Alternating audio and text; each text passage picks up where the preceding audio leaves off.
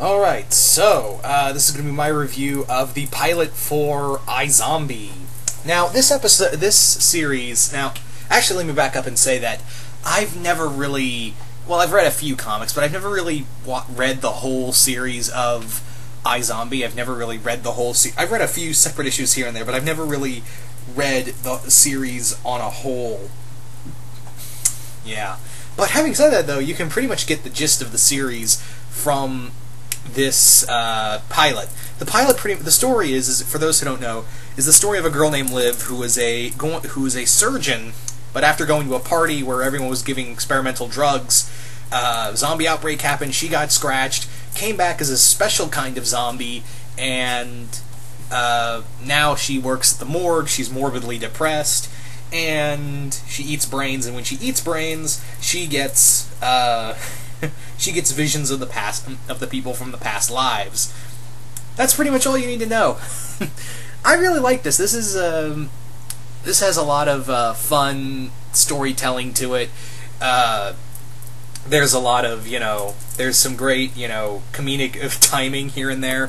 I really thought this was good. I thought this was a good series, and I probably will be doing episode reviews on iZombie, the movie, not movie, TV show. And yeah, Liv herself is a very likable character where you kind of feel for her, is that, she's kind of gone through this horrible moment in her life, and now she's been undead for about nearly 6 months, and you feel really bad for her, because it's kind of like something along the lines of depression, you're dead, there's not much else that can top that, and also, everyone you love is either given up on you, or, is too, they're either writing you off or or doing something else, because there is a moment where one of her sisters literally says, "Look, I want to give up on you, but your family and I can't do that." That's what I like about this, is that this really mixes. It kind of does the same thing Steven Universe does. That it does the whole thing of having its fun comedic moments and have its great comedic timing, but it also has those dark moments in here, and it knows how to play the drama. It knows how to balance the drama with the comedy, and I really like that. I really do. I think it's a really good balance in here.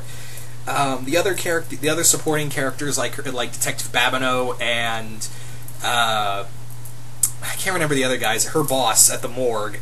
I really like that, and he's the only person who knows she's a zombie. And I love when he reveals that he's known that she's a zombie for a while. I love how his reaction is, "Yeah, you're a zombie. Maybe I can cure it, possibly. And also, you prove I was right that there's the possibility that there's a man-made plagues are the most dangerous thing to mankind." So, among other things with this, is that the first story. Let's talk about the pilot itself, the story behind it. The story is that Liv teams up with the new detective Babineau to find out who's killed this Jane Doe, who was part of an internet call girl site, and now they're trying to piece together what exactly happened. In here, there's also hilariously, I love the. The first suspect they have is a character named John Frost, who is the weatherman for a local weatherman, and the actor is Darren Norris. I think that's his name. It's Darren something. And for those who don't know who that is, that's the voice of Knockout from Transformers Prime, as well as he also does the voice of Cosmo from Fairly Odd Parents, and a few other characters. He's very much known for his voice acting. He's very more so known for voice acting. And the fact that I find it hilarious that he plays this weatherman who was into, role play and call girls, I find it hilarious. Oh, it's so good. It took me a minute, because I listened to I was watching it, and I was like, that guy looks familiar. No, wait, that guy sounds familiar. Knockout. Yeah. So I thought that was pretty funny. So among other things with this is that this really is more about this whole story in and of itself of finding out who was killing off these girls. It's more about Liv rising up to, finally use these powers for good. Typical superhero story, when you think about it. It's a typical superhero story of someone gets powers, and now they're trying to figure out what to do with them. It very much hits the ground running. That's what I will say about this pilot, is that it definitely hits the ground running with this type of storytelling. And not to say it's a bad thing, it just really hits you with all the information all at once, and it does kind of slow down for a bit, but then it picks up speed again when it gets towards the end. Because Liv even mentions, look, I can't be the only one who survived that night and became this type of zombie. There had to be others. And sure enough, there is others out there like her, and they're slowly spreading a plague.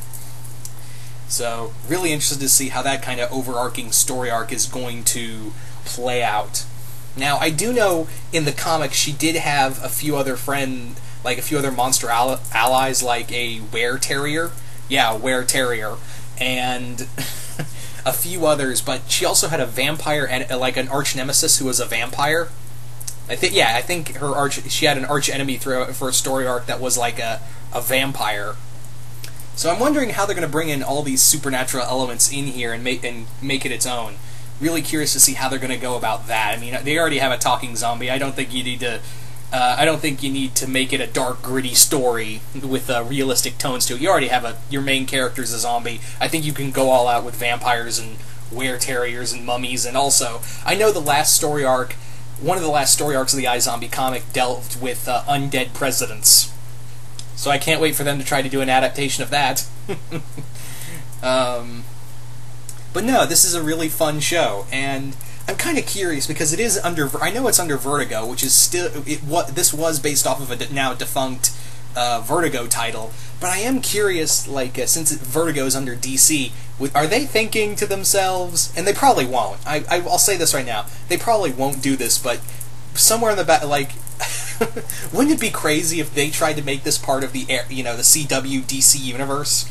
Wouldn't that be crazy? It's like they just do this big inter DC crossover episode that like has the upcoming Justice League show or whatever the hell they're going to call it, along with the Flash, Arrow, and iZombie all put together, and Liv is just looking at all this like, I'm surrounded by the Village people. Great. Yeah. So it probably won't happen. I'll say that right now. It probably won't happen. But if it did, I think it would be kind of cool. So on a whole, really did enjoy this. Look forward to watching more of the show. And yeah, you guys tell me, what did you guys think of iZombie? Did you guys like it? Did you guys hate it? Just let me know. And once again, hope you all enjoyed this review, and I will see you guys later.